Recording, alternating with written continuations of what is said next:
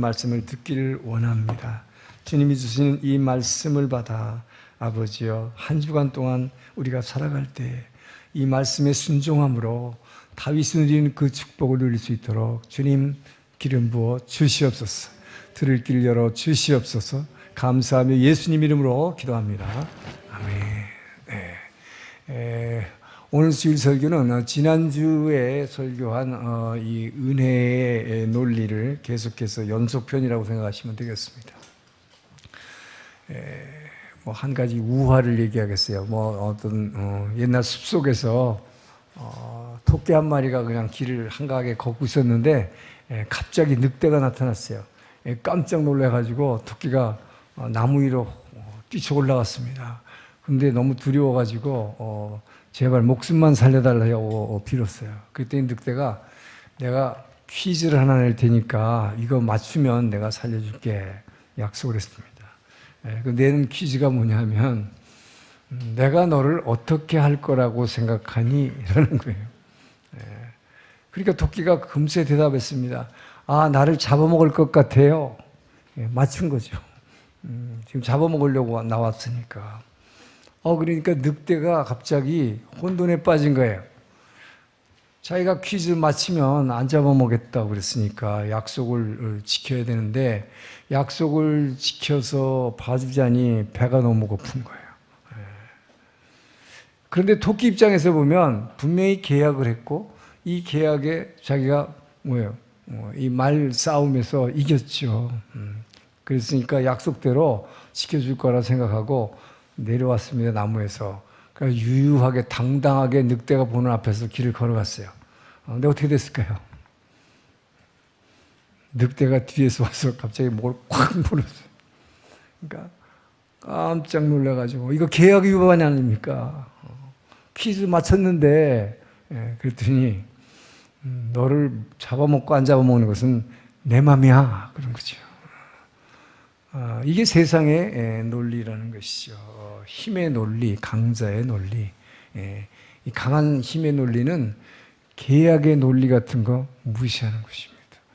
얼마든지 계약을 위반하고 약속을 위반하고 힘을 가지고 자기 멋대로 해놓고 나서는 거기다 그냥 적당히 이유를 붙여대면 그만이라 하는 것이 세상의 논리죠. 그래서 이 세상을 살아가는 인생의 논리에는 세 가지 논리가 있습니다. 하나는 바로 이 계약의 논리, 약속을 따라서 사람 살아가죠. 그리고 또 하나는 바로 우리가 지난번에 봤고 오늘도 본 다윗이 살아가는 은혜의 논리입니다. 모든 것을 하나님의 은혜로 받아들이고 그 은혜를 다른 이웃에게 베풀려고 하는 그 논리.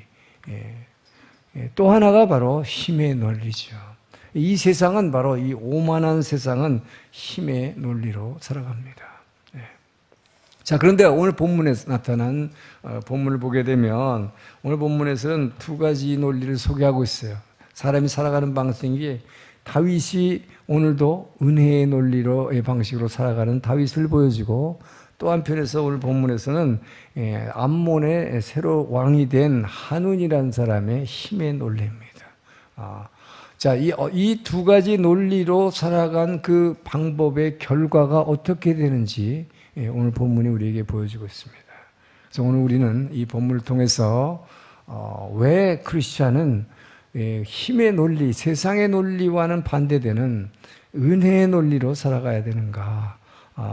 오늘 이 말씀을 배움으로 다윗처럼 날마다 형통하는 여러분 되시기를 주의 이름으로 축복합니다. 자, 1절에서 5절까지를 한번 좀 길지만 교도 함께 읽겠습니다. 시작. 그 후에 암몬 자손의 왕이 죽고 그의 아들 한운이 대신하여 왕이 되니 다윗이 이르되 내가 나하스의 아들 한운에게 다윗이 그의 신하들을 보내 그의 아버지를 조상하라 하니라. 다윗의 신하들이 암몬 자손의 땅에 이르매 암몬 자손의 관리들이 그들의 주 한운에게 말하되 왕은 다윗이 조객을 당신에게 보낸 것 같이 왕의 아버지를 공경함인 줄로 여기시나이까. 다윗이 그의 신하들을 당신에게 보내 이 성을 엿보고 탐지하여 함락시키고자 함이 아니니까 하니 이에 하누니 다윗의 신하들을 잡아 그들의 수염 절반을 깎고 그들의 의복의 중동 볼기까지 자르고 돌려보내매 사람들이 이 일을 다윗에게 알리니라. 그 사람들이 크게 부끄러워하므로 왕이 그들을 맞으러 보내 이르기를 너희는 수염이 자라기까지 여리고에서 머물다가 돌아오라 하니라. 아멘. 여기서 주는 메시지는 다윗처럼 여러분이 은혜의 논리로 살아가면 하나님은 더욱 은혜로 여러분을 충만하게 채워주신다는 것이죠. 자, 다윗이 광야에서 13년간 고난의 시기를 보냈습니다. 늘 사울 왕의 질투에 의해서 죽이려고 쫓아다니는 사울의 칼을 피해서 숨어 다니던 때에 더 이상 어느 곳에도 심지어 이 광야 같은 곳에서도 숨어 지낼 곳이 없다는 것을 깨달은 다윗은 이웃 나라인 암몬 땅으로 피난을 간 적이 있습니다. 암몬 땅으로 피난을 갔을 때 당시 왕이 오늘날 나하슈라는 왕이었는데, 이 나하슈라는 왕은 문전박대하지 않고 다윗과 다윗의 일행이 약 400여 명이나 되잖아요. 그 사람들 따뜻하게 영접해 줬고 아주 좋은 대우를 해줬습니다. 그런데 오늘 본문에 보니까 그 이웃에 있는 암몬 왕 나하스가 죽었다. 그래서 그 아들이 이제 왕이 되었다는 소식을 듣게 됩니다. 이에 대해서 다윗은 이제 끊임없는 은혜의 논리죠. 자기가 받은 하나님의 은혜, 이 은혜가 너무 크기에 늘 은혜를, 지난번에는 뭐예요?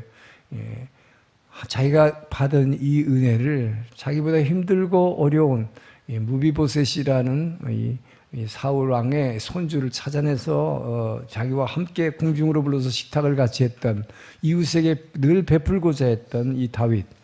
이 다윗은 자기가 힘든 시절에 자기에게 은혜를 베풀었던 암몬 왕 나하스, 그 은혜를 그 아들에게도 갚기 위해서 조문사절단을 보낸 것입니다. 조문사절단을 보냈다는 얘기는 이제부터 우리하고 아주 잘 평화롭게 잘 지내자 하는 얘기죠. 그래서 선의로 보낸 것입니다. 이것이 바로 다윗이 은혜의 논리로 살아가는 것이죠. 자기가 받은 은혜를 자기보다 못한 사람에게 베푸는 것도 은혜지만, 여러분의 이웃과 끊임없이 좋은 관계를, 아버지 때에 유지했던 좋은 관계를 아들 때에도 좋은 관계를 유지하겠다. 화평케 하는 자 복이 있나니 저희가 하나님의 아들이라 일컬음을 받을 것이요. 산상수훈에서 예수님이 말씀하신 것처럼 누구와 더불어도 화평하게 되는 은혜를 받은 자분은, 하나님의 은혜를 받은 자는 다른 이웃과 화평하게 지내고자 하려고 한다라고 하는 이 다윗의 삶을 오늘 우리에게 보여주는 것입니다. 여러분이 왜 이웃과 화평하게 지내야 되는가? 여러분 원수 삼으면 안 될까요? 왜 여러분 누구를 미워하지 말라고 성경은 얘기할까요? 용서하라고 얘기할까요? 그것은 여러분이 하나님의 은혜를 받아야 될 때, 누군가의 도움을 받아야 될 때에 그 축복이 들어와야 되는데, 정작 여러분이 그 축복을 받아야 될 때 여러분이 미워하고 여러분이 누군가를 적으로 삼은 바로 그 사람이 여러분이 받아야 할 그 도움의 통로, 축복의 통로, 은혜의 통로를 막아버리기 때문인 것입니다. 용서하라, 화해하라 하는 것은, 누구와 더불어도 화해하라는 것은 바로 여러분에게 들어올 축복의 통로를 하나님께서 보호해 주시기 위함이다. 상대방을 위해서라는 게 아니다라는 것이죠. 제가 워싱턴 DC에 있을 때 한국에서 당시 아주 유명한 젊은 연예인 자매가 저를 찾아왔어요. 대성원으로.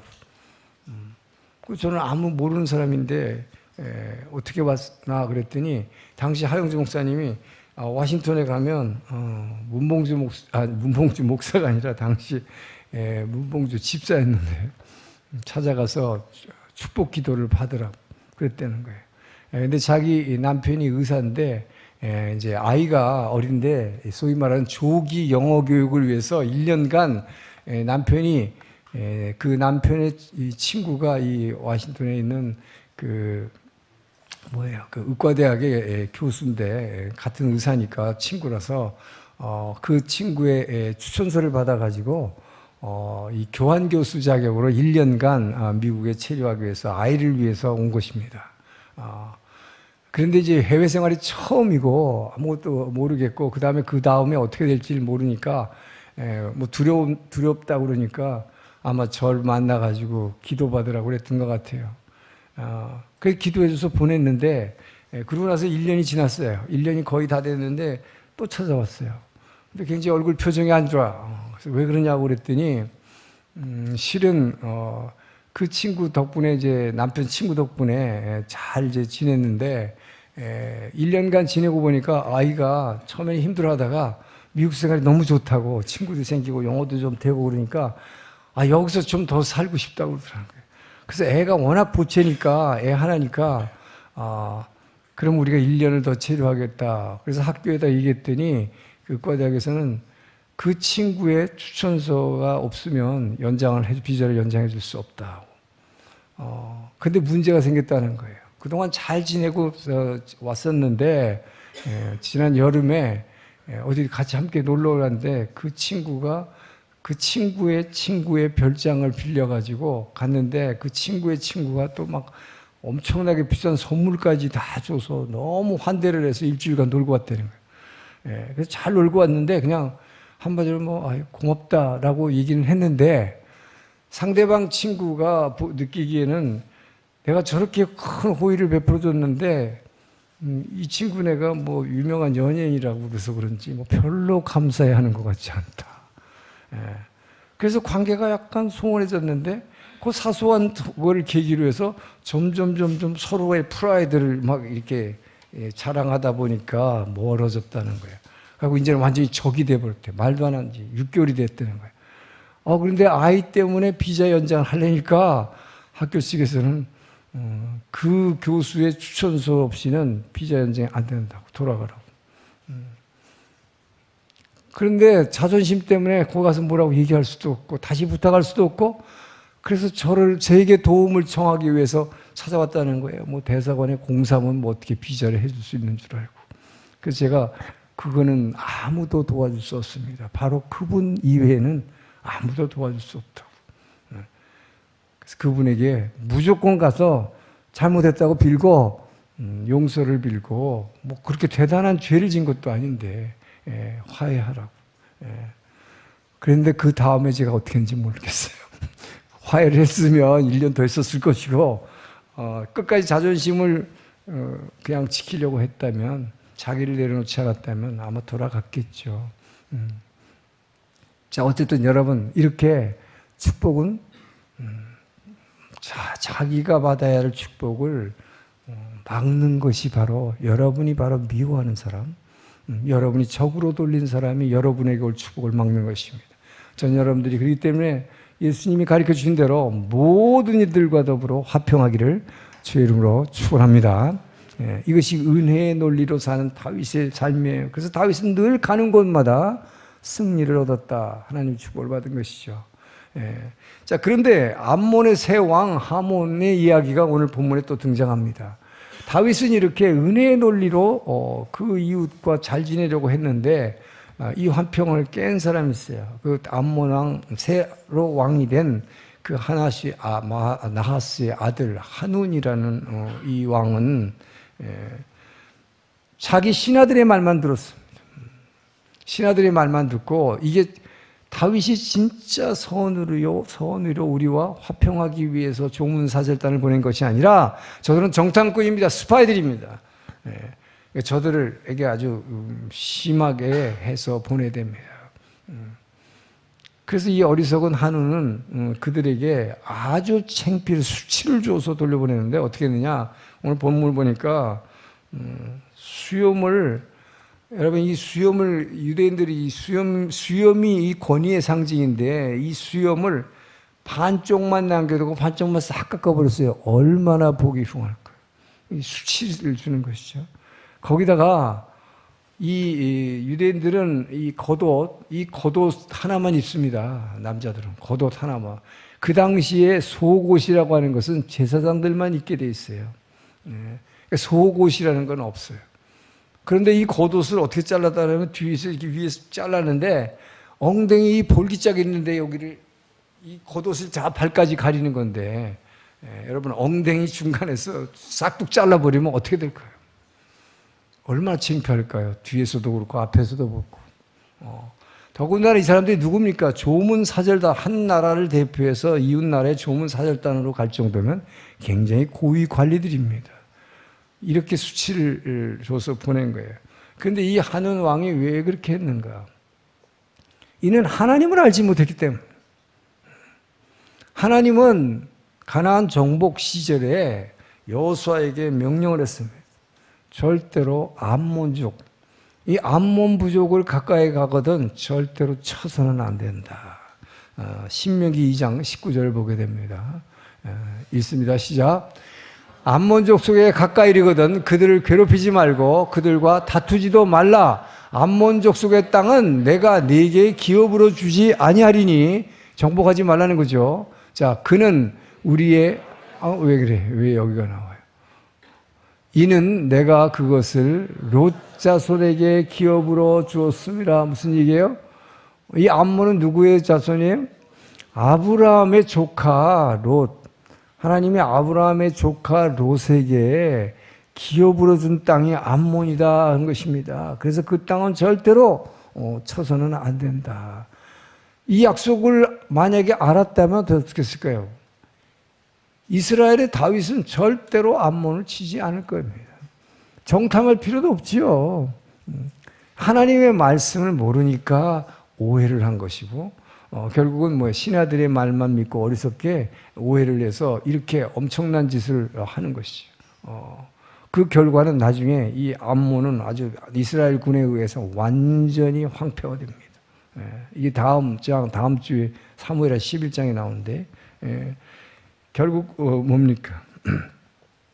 그런데 여기서 중요한 것은 다윗이 행한 거예요. 다윗은 어떻게 행동했는가 하는 거예요. 자, 자기네 사절단을 보냈는데 자기네 사절단이 이웃 나라에 가서 엄청난 수치를 당하고 왔습니다. 이럴 때 보통 세상의 왕들은 무조건 화를 내버려요. 누가 도대체 어떻게 처신했길래 그 조그만 나라에 가서 그런 망신을 당하고 와. 이 다윗이 그 당시에 얼마나 최대 강국이었는데 중동에 감히 내 사절을 한테 이렇게 막 화를 냈을 거예요. 그런데 다윗은 어떻게 했느냐면 자, 이 사절단이 돌아오면서 국경인 이 여리고성을 이제 여리고성으로 들어왔습니다. 그래서 거기서 전가를 보냈어요. 왕궁에. 우리가 이런 수치를 당하고 왔는데 우리가 지금 왕께 가서 이 보고를 직접 아련하고 왕께 해야 됩니까? 그랬을 때 다윗 왕은 사람을 보냈습니다. 그 사람을 보내서 올 필요 없다고 그래서 새 옷을 다 갈아입혔습니다.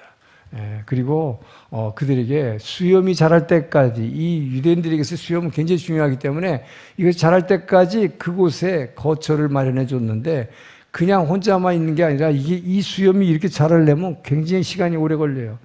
그래서 가족들까지 보내서 함께 거할 수 있는 거처를 마련해 줬다. 이 배려라는 것이죠. 이 은혜의 논리라고 하는 것은 자기와 가장 가까운 사람이 힘든 일을 당했을 때 그의 입장에 서서 그에게 그 은혜를 베푸는 것, 이것을 배려라고 하지요. 다윗은 이렇게 배려해 주는 사람이었습니다. 그런데 여러분, 우리는 이런 배려를 해주지도 잘 못할 뿐만 아니라 배려를 잘 받지도 못할 때가 있는데, 저는 어렸을 때 아주 좀 슬픈 기억이 있어요. 저희 돌아가신 제 부친으로부터 받은 전혀 배려받지 못한,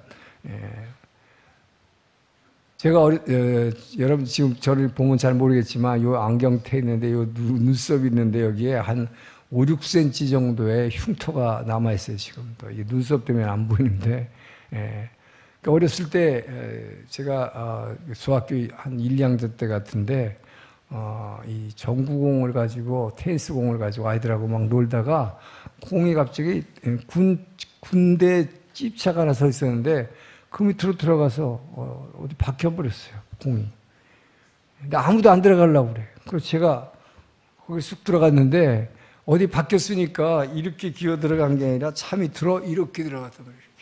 이렇게. 그래갖고 어디 박혔나 해서 공을 찾아가지고 공을 던지고 내가 나오려고 하는데 그때 그 찝차 운전수가 어디 갔다가 차에 떡 타고 그냥 붕 하고 출발해 보는 거야. 아마 그때 잘못됐으면 하나님이 은혜가 없었다면 제 얼굴이 다 나갔을 거예요. 근데 다행히 뭔가 부품에 하여튼 여기만 찢어졌어요. 근데 이게 한 5, 6cm 찢어졌으니까 피를 엄청 흘리게 됐습니다. 그러니까 아이들이 놀래가지고 막 수건으로 여기를 가리고 피가 철철 넘치는데 이걸 데리고 그 당시 거기 이제 시장 동네에서 저희 집이 그 무슨 포목상을 하고 있었는데 길가에 거기서 저희 이 아버지께서 이러고 앉아 있는데 아이들하고 막 왔는데 뭐 난리가 났지. 여기서 피가 절절 흐르고 오니까 자 그러면 보통 요즘 아빠 같으면 어떡할까요? 그냥 뭐 다 집어치우고 던져 나와서 야 너 어떻게 이렇게 됐냐? 빨리 병원 가야지 이렇게 안 왔을 거예요. 근데 그게 아니라 그 옛날 시절에 아버지들이 대부분 그랬어요. 근데 저희 아버지만 그런 건 아닌 거라고 생각하는데 그 자리에서 이 포목상이니까 이 긴 자가 있는데 자를 확 던지면서 화를 내는 거예요. 이놈의 자식 하라는 공부는 안 하고 그러면 막 던지는 거예요. 그냥 지금 피는 절절 흘리는데 그러니까 오히려 무서워가지고 이웃 사람들이 저를 데리고 얼른 병원에 가서 이거 꾸몄어요.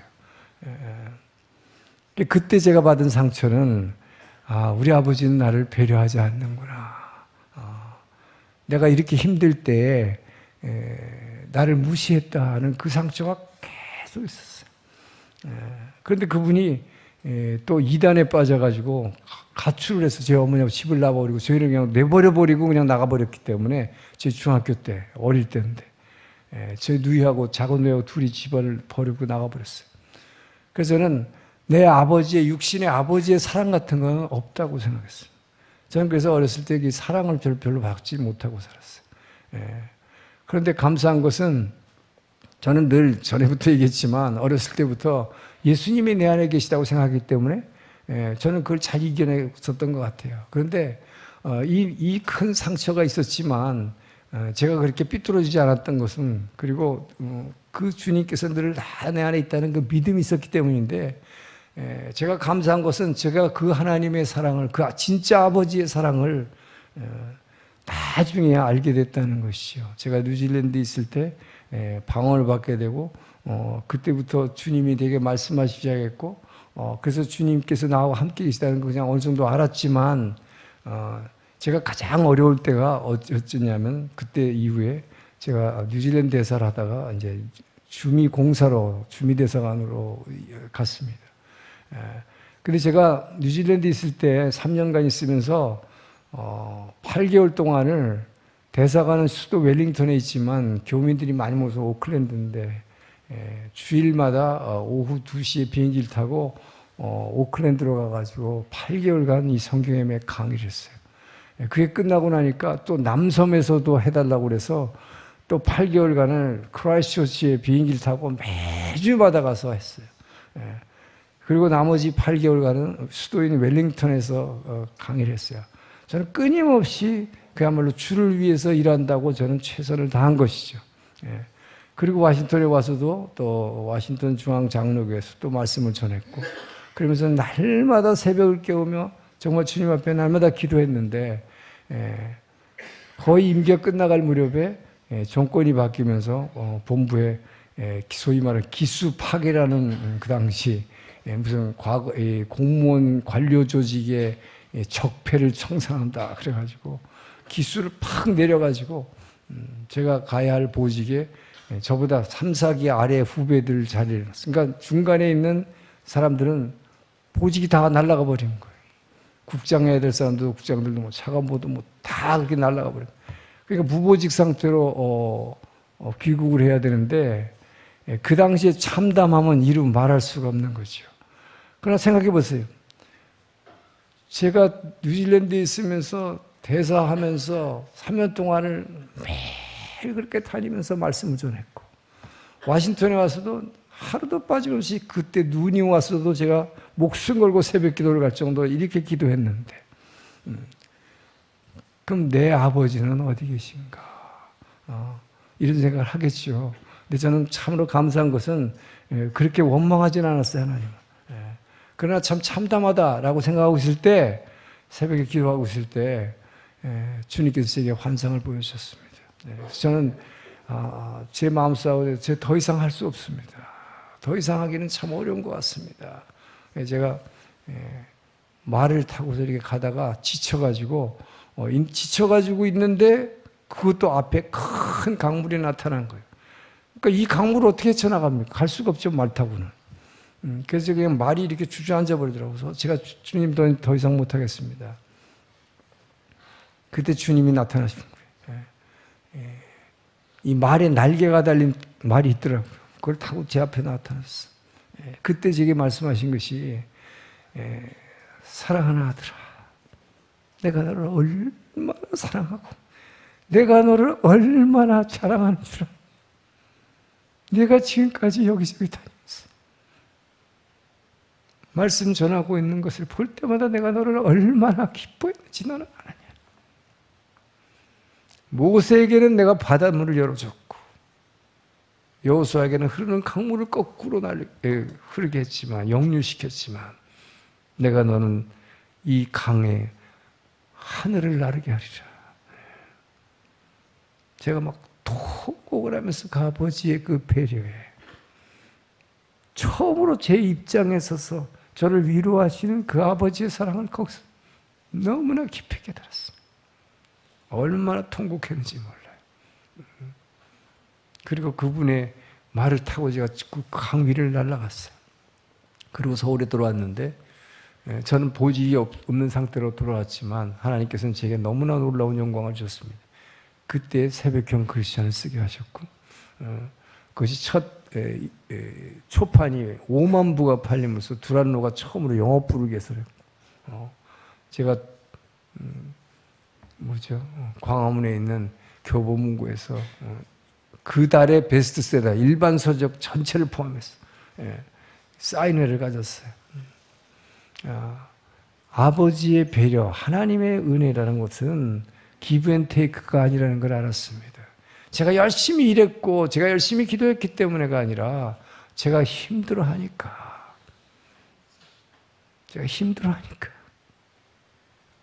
더 이상 여기를 갈 수가 없습니다. 됐을 때 그분께서 나를 태워가지고, 말에 태워가지고, 날개 달린 말에 태워 올라가시는 그 하나님.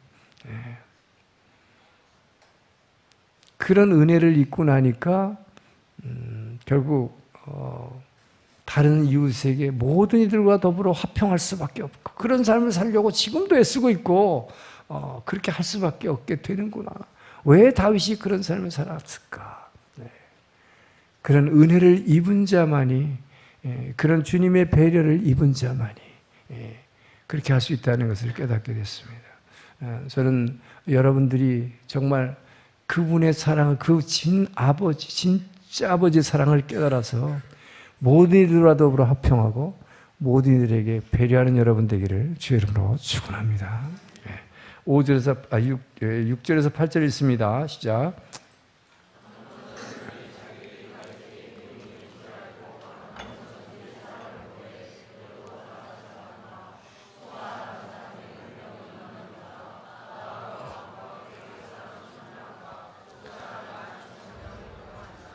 다윗이 듣고 요압과 용사의 온 무리를 보내매 암몬 자손은 나와서 성문 어귀에 진을 쳤고 소바와 르홉 사람 아람과 돕과 마아가 사람들은 따로 들에 있더라. 근데 반면에 지금 은혜를 거부한 사람이 있습니다. 이 암몬 왕 한우는 은혜를 거부했습니다. 은혜를 거부한 결과는 전쟁과 죽음뿐이다 하는 것이죠. 저는 여러분들이 어떤 은혜도 거부하지 않고 은혜는 무조건 아멘 하고 받아들이기 주의를 축원합니다. 암몬 왕 한운이 이 다윗이 보낸 사절들에게 이 수치를 주고 돌려보낸 것들, 이것이 다윗에게 얼마나 모욕감을 줬는지, 다윗이 얼마나 화를 냈는지를 나중에 알게 됐어요. 자, 그때에 이 한운이, 암몬 왕 한운이 어떤 식으로 했어야 될까요? 여러분 같았으면 자기의 잘못을 시인하면 됩니다. 제가 오해했습니다. 제가 하나님의 약속이 있었다는 것도 몰랐고, 또 우리 신하들의 말만 듣고 어리석은 판단했습니다. 저를 용서해 주십시오라고 오히려 소위 말하는 그 진사사절단이라고 그래요. 사과의 사절단을 보냈더라면 다윗으로부터 용서받을 수 있었을 거예요. 그런데 한운이 한 것은 아까 지금 읽었죠, 여러분. 어떤 짓을 했습니까? 이웃나라, 그러니까 이스라엘보다 더 강하다고 생각하는 아람, 수리아에서 용병을 몇만 명을 돈을 주고 사고, 아람뿐만 아니라 여기저기 소바라는 나라, 또 옆에 있는 나라, 막 몇 나라에서 용병을 샀어요. 그러니까 이게 뭡니까? 힘의 논리, 이 강자의 논리로 대응하려고 한 것입니다. 다윗이 세냐? 그 당시 최고의 강자냐? 그러나 이웃 나라들하고 합치면 너보다 더 셀 수 있다. 너를 누를 수 있다. 힘의 논리로 나온 거죠. 여러분, 은혜의 논리를, 은혜를 받으려고 하지 않고 거부하고 힘의 논리로 나간 결과는 결국 전쟁을 겪는 것이고 그 결과는 파멸 뿐이다 하는 것이죠. 그래서 오늘 본문에는 다윗이 요압 장군과 용사들을 보내가지고 전쟁에 크게 이겼다. 오늘 14절에 보면 뭐 크게 이겨서 다 도망갔다고 그랬는데 다음 주에 나오는 11장을 보게 되면 이 암몬을 갖다가 그냥 완전히 황폐화시켜버립니다. 자, 그런데 여러분, 죄인이 의롭게 될 수 있는 길이 그럼 뭐가 있을까요? 바로 회개라는 것이죠. 우리가 의롭게 될 수 있는 것은 우리가 죄 지었음을 죄인임을 고백하고 우리의 허물을 주님 앞에 고백하는 것입니다. 그래서 우리는 회개의 기도를 드릴 수 있는 특권을 가진 것입니다. 그럴 때 우리는 죄인인데도 불구하고 너는 의롭다라고 칭함을 받는 것이죠. 그뿐만 아니라 이미 지은 죄에 대해서는 우리가 회개의 기도를 통해서 주님 앞에 다시 나올 수 있게 되지만 평소에 뭐예요? 그 죄를 짓지 않도록 죄 짓지 않고 거룩한 삶을 살게 해달라고 성령의 능력을 구하는 기도가 필요한 것입니다. 할렐루야. 그래서 날마다 기도하는 사람은 다른 기도하는 게 아니에요. 바로 우리가 죄와 싸워서 이길 수 있는 능력을 기도하는 것이죠. 그래서 구약 성경에서 나오는 전쟁이라고 하는 구약 성경 전쟁의 이야기가 많이 나오죠. 이 전쟁은 뭡니까? 힘과 힘의 대력, 무력과 무력의 대결을 얘기하고 있지만 예수님이 말하는 전쟁은 무슨 전쟁일까요? 죄와 의의 대결이다. 그래서 우리가 지금 크리스찬이 싸워야 하는 전쟁은 뭐라고요? 우리가 말하는 영적 전쟁이라는 것은 우리가 날마다 죄와 싸워서 이기는 전쟁이다 하는 것이죠. 죄와 의의 전쟁을 성경은 말하고 있다. 그러니까 죄와 의의 전쟁에서 우리가 졌을 때는 어떻게 하는 거예요? 요한일서 1장 9절 있습니다. 시작. 만일 우리가 우리 죄를 자백하면 그는 미쁘시고 의로워서 우리 죄를 사하시며 우리를 모든 불의에서 깨끗하게 할 것이요. 회개하는 것이죠. 그런데 우리가 이 영적 전쟁에서 죄와 싸워서 지는 이유는 뭡니까? 우리가 하나님의 의를 구하지 않기 때문이다 하는 것이죠. 그렇기 때문에 여러분, 인간은 여러분이 이 세상을 살아가면서 하나님을 의지하려고 하지 않고 하나님 이외에 세상의 힘을 의지하려는 경향이 있어요. 그게 뭘까요? 여러분이 세상의 힘을 의지하려는 경향이 뭐예요? 세상에서 주님 나 건강하게 해주세요. 돈 많이 벌게 해주세요. 나 이번에 꼭 승진해서 이 권력을 갖게 해주세요. 이게 뭐예요? 우리가 세상에서 의지하는 것입니다. 이것이 돈과 권력과 명예와 건강 같은 것이죠. 세상의 힘입니다. 그런데 여러분, 하나님은 하나님을 의지하지 않고 여러분이 세상의 힘을 의지하려고 할 때 이것이 뭐예요? 하나님의 의를 구하지 않고 세상의 힘을 구할 때 이것을 하나님은 죄로 간주한다. 그래서 저와 여러분이 구해야 할 것은 뭡니까? 능력 주시는 자 안에서 무엇이든지 할 수 있느니라. 저는 여러분이 이 거룩한 삶을 살아낼 수 있는 성령의 능력을 구하기를 주로 축원합니다. 그래서 예수님이 뭐라고 부른 거예요? 너희들은 뭐예요? 무엇을 먹을까, 무엇을 마실까 이런 거 구하지 말고 먼저 뭘 구하라고요? 그의 나라와 그의 의를 구하라. 여러분이 선택할 때 먼저 물론 먹을 거, 입을 거, 건강 필요하죠. 돈도 필요하죠. 권력도 필요하죠. 그러나 가장 먼저 마즈 사끼니 뭘 구하라? 그의 나라와 그의 의를 구하라. 여러분, 그러니까 진짜 구해야 될 것은 하나님 나라와 그 의라는 건 뭐예요? 죄와 싸워서 이길 수 있도록 오늘도 주여, 여러분 제일 아침에 눈 뜨자마자 해야 할 기도가 그렇게 뭐예요? 오늘도 죄와 싸워서 이길 수 있게 하여 주시옵소서. 성령의 능력을 부어 주시옵소서. 저는 여러분이 이 기도가 여러분의 기도가 되기를 주 이름으로 축원합니다. 예. 자, 그런데 문제는 뭐 이 암논한 한우는 은혜의 손길을 내밀고 화해의 손길을 내면 이 다윗의 은혜를 무시해 버렸어요. 거부해 버렸어요. 예. 그리고 오히려 용병으로 사서 대적한 결과 멸망에 이르는 것입니다. 예. 근데 성경에 보면 이 은혜를 거부한 사례가 너무 많이 나오지만 대표적인 사례가 뭘까요? 모든 인류가 하나님의 은혜를 거부해 봤어요. 이게 뭐예요? 바로 당시 유대인들과 로마 병정들이 예수님을 십자가에 못 박은 것이죠. 그분이 주시는 은혜를 거부한 사건입니다. 이거 엄청난 사건이에요. 그런데 예수님이, 바로 그 예수님이 누가복음 14장에서 뭐라고 비유를 드셨냐, 천국의 비유를 들면서 이런 비유를 들었죠. 어떤 사람이 큰 잔치를 베풀었는데 그래서 동네 모든 사람을 초청했습니다.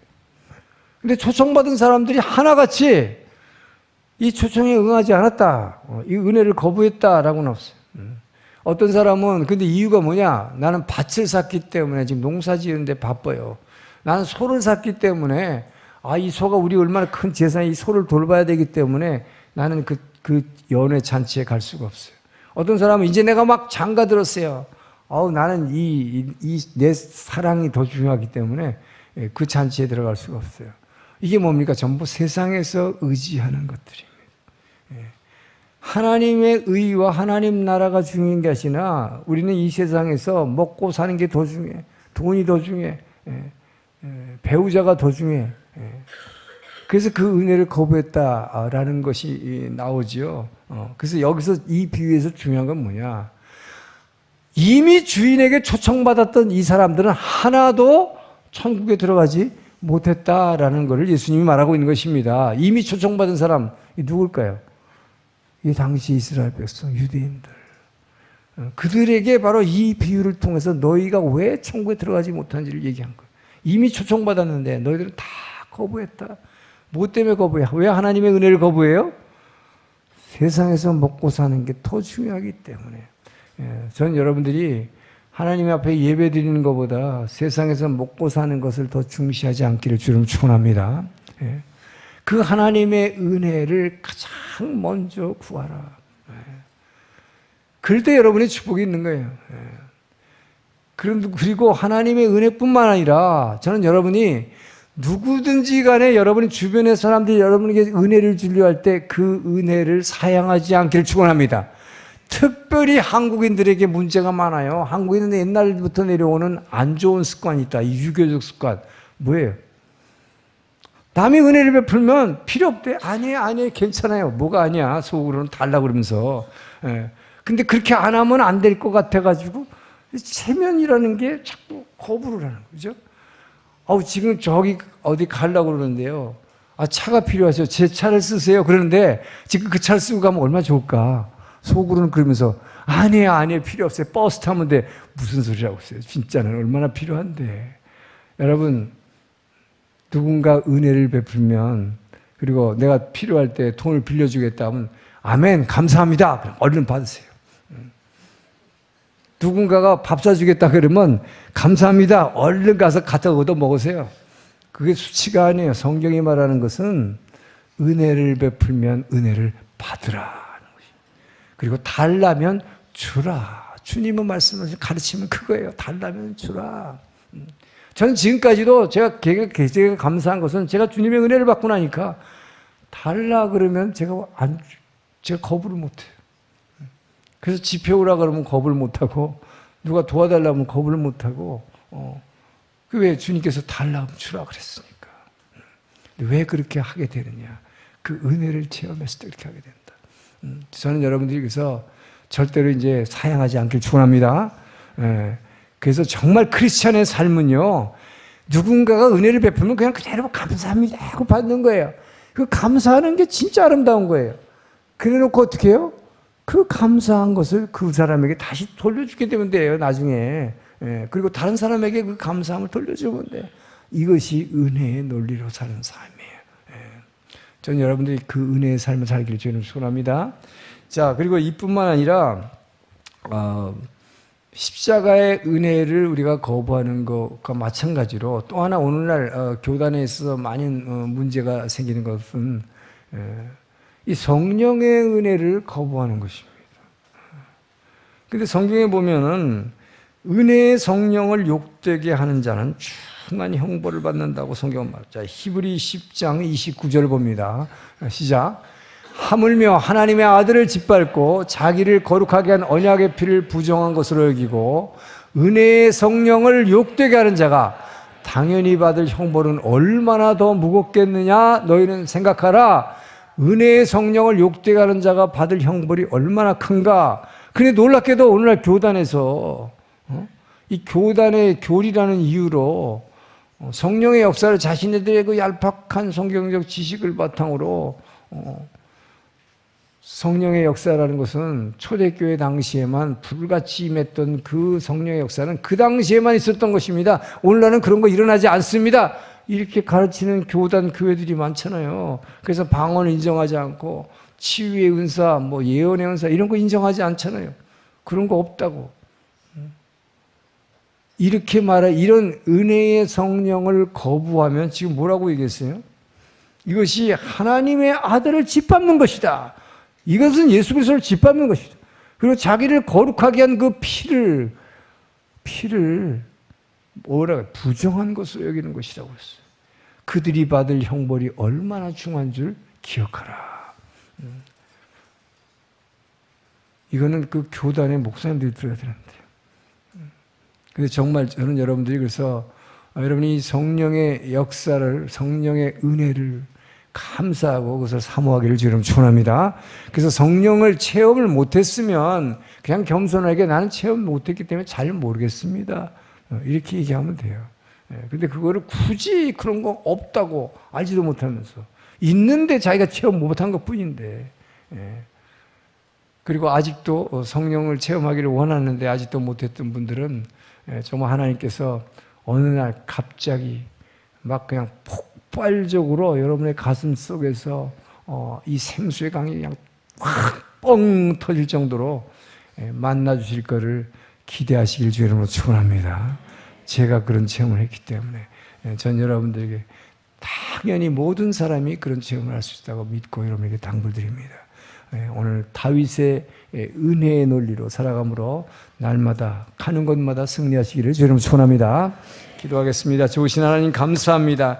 아버지여, 우리가 이 세상의 힘의 논리로 살 것이 아니라 다윗이 보여준 은혜의 논리로 살아 모든 사람들과 화평하고 아버지여 남을 배려하고 모든 사람들에게 내가 받은 은혜를 나눠주는 자 될 수 있도록 주님 도와주시옵소서. 감사하며 예수님 이름으로 기도합니다. 아멘. 일어나서 봉헌 찬양하겠습니다.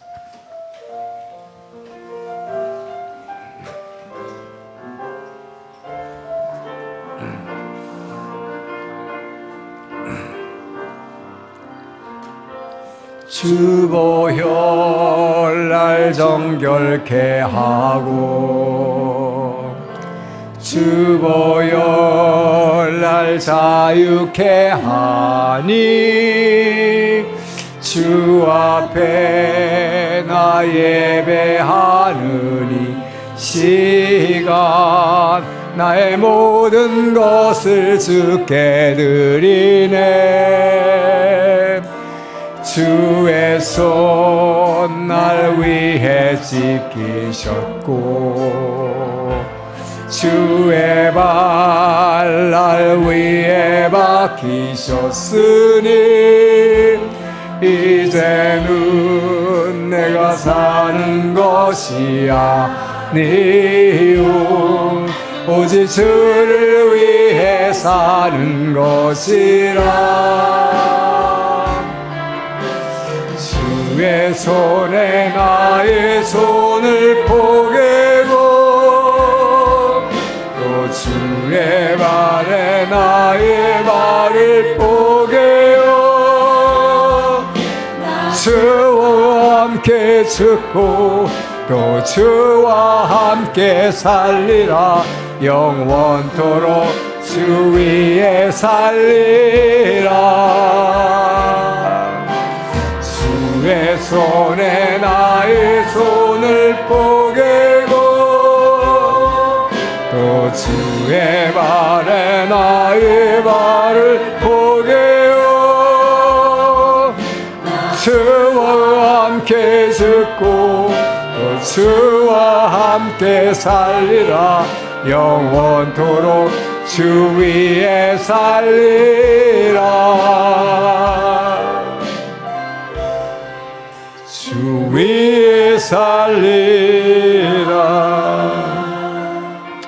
주님 감사합니다. 주께서 주신 그 놀라운 구원의 은혜를 우리가 거부하지 않고 날마다 받게 하시고 또 무엇보다도 은혜의 성령님의 그 은사와 은총을 사모하는 이 성도들에게 날마다 주님 임재하시고 말씀하시고 그 사랑으로 이들을 감싸주심으로 주님의 은혜를 충만히 받아 베푸는 자 될 수 있도록 도와주시옵소서. 주님의 주신 그 은혜에 감사하여 우리에게 주신 물질을 구분하여 주의 제단에 올려드립니다. 드린 손길들 기억하여 주시고 아버지여 그들의 필요를 채워주시고 그들의 비어있는 창고를 충만하게 채워 주시옵소서.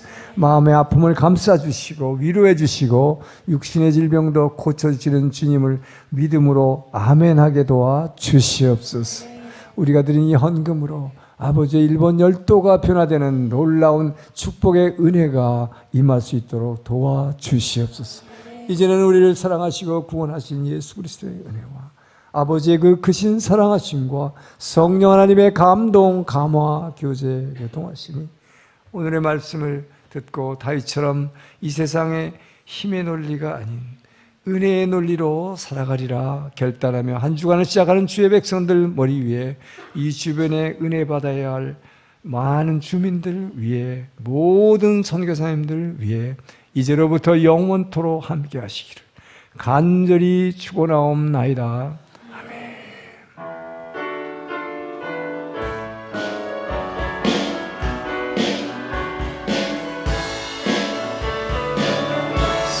살아계신 주